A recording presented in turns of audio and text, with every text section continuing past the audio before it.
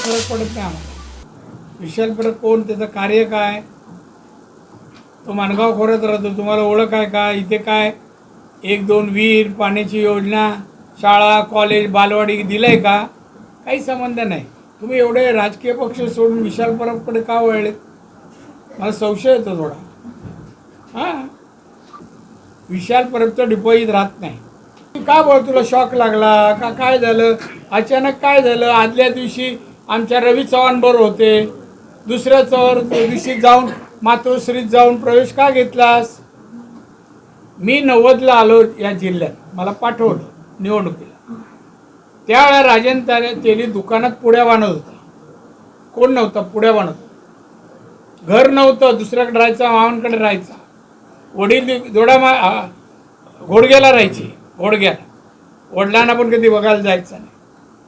त्याला तिथे मी त्यानं ते दुकान जाळलं, रात्रभर जागून मी ते दुकान बांधून दिलं. त्याला जिल्हा परिषद सदस्य, जिल्हा परिषदेचा अध्यक्ष, बँकेचा अध्यक्ष, आमदार, आणि मग आता तो जे बदलतो आहे ना, त्यांनी सिंधुदुर्गाला काय दिलं सांगावं. त्याला एवढं मी दिलं पक्षाने, त्यांनी काय दिलं, एखादी बालवाडी, शाळा, एखादा रस्ता, एखादी पायवाट, एकही मत पडता कामा नये या तालुक्यात. मी या मताचा आहे. आणि जेवढे काम करतील ना 23 तारीख नंतर नोव्हेंबर, त्यांचे फोटो माझ्याकडे असतील. मी सांगितलं जिथे मिटिंग होईल कोण कोण असतं मला कळू दे. कडून फॉर्म भरतो, म्हणजे एका बाजूला एखादं मंगळसूत्र बांधायचं आणि दुसरं, तसं त्याने त्याची डायरेक्ट मातोश्री पोचला तो. पहिली आयुर्वेदिक कॉलेज लवकर सुरू होईल काम, त्या स्टेजला मी आणून ठेवलेलं आहे. हे साहेब जिथे रिंग रोड करतायत तिथे 1000पेक्षा जास्त एकर जमीन आहे. तिथे मी हॉस्पिटलसाठी, मेडिकलसाठी लागणारे इक्विपमेंट बनवणारे कारखाने 1-2 नाही 500, माझी बोलणी असोसिएशन दिल्ली त्यांच्याशी चाललेलं आहे. कारण आपल्या देशात असा मोठा एकही कारखाना, सगळं इक्विपमेंट परदेशातून येतं, तर ते आणण्यासाठी माझे प्रयत्न आहेत. कारखाने आणावे. इथे कारखाने 500च्या वर आल्यानंतर हॉटेल्स येतील.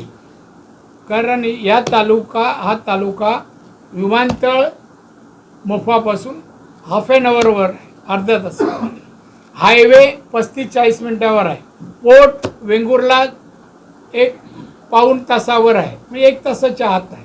एवढं चांगलं इन्फ्रास्ट्रक्चर असलेला हा तालुका आहे. त्यामुळे इथे लोक येणार आणि इथे व्यवसाय लावणार. पण इथल्या लोकांनी मानसिकता करायला पाहिजे कोऑपरेटिव्ह, म्हणजे त्यांना सहकार्य द्यायचे, कॉपरेट करण्याची. येतील व लावा व आमच्या मुलाबाळांना नोकऱ्या, आणि मग इथे हाऊसिंगची म्हणजे घरं बांधावी लागतील, शाळा, सगळ्या ॲम्युनिटी द्यावे लागतील. एवढे हा तालुका सगळ्या डेव्हलप तालुका होईल. या तालुक्याचं, जिल्ह्याचं पर कॅपिटा इन्कम, दरडोळी उत्पन्न वाढवणार आहे. आता माहिती आहे का तुम्हाला दरडोळी उत्पन्न? मी आलो जिल्ह्यात 90 साली 35,000 पर कॅपिटा इन्कम होतं. आज 2.5 लाख आहे, 2.5 लाख. आणि इथे इंडस्ट्री येईल तर 4 आणि 5 लाख पर कॅपिटा इन्कम होईल. तुमची आर्थिक स्थिती तेवढी सुधारेल, मुलं तेवढी शिक्षण इथली स्थानिक मुलं घेतील, चांगल्या ठिकाणी नोकरी लागतील. आणि म्हणून इथे हा विकास होण्यासाठी या गोष्टी होणं आवश्यक आहे. आणि म्हणून तिथला आमदार तसा हवा, सरकार तसं हवं. आमचं सरकार आहे एकनाथ शिंदे, देवेंद्र फडणवीस, अजितदादा. 2.5 वर्षात अतिशय चांगलं काम केलं आहे. आणि आपले तुमचे मंत्री केसरकर प्रवक्ते, विकास होईल. एकदा निवडून द्या आणि कामं जी आहेत ती करून घ्या. ही टीम चांगली आहे. आणि काही तक्रारी कोणाबद्दल असतील त्याही सांगा.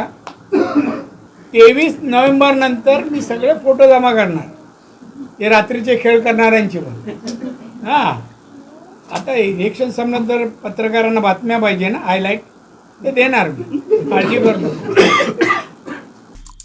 आमचे दिवसभरातले सर्व अपडेट्स, ताज्या घडामोडी आणि थेट लाईव्ह पाहण्यासाठी सबस्क्राईब करा, लाईक करा कोकणचं नंबर 1 महा चॅनल कोकण 7 लाईनचं YouTube चॅनल.